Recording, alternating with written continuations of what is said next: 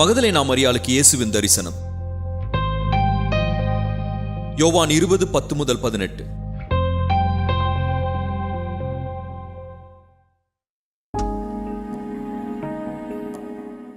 பின்பு அந்த சீடர்கள் தங்களுடைய இடத்திற்கு திரும்பி போனார்கள். மரியாள் கல்லறையின் அருகே வெளியே நின்று அழுது கொண்டிருந்தாள்.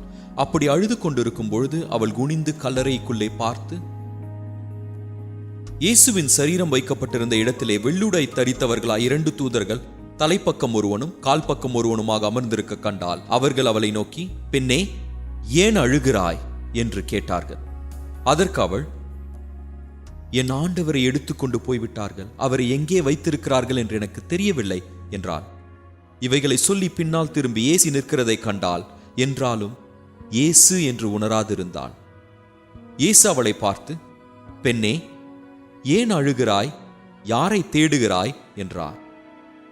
அவள் அவரை தோட்டக்காரன் என்று நினைத்து, ஐயா, நீர் அவரை எடுத்துக்கொண்டு போயிருப்பீரானால் அவரை வைத்த இடத்தை எனக்கு சொல்லும், நான் போய் அவரை எடுத்துக்கொள்வேன் என்றாள். இயேசு அவளை நோக்கி, மரியாளே என்றார்.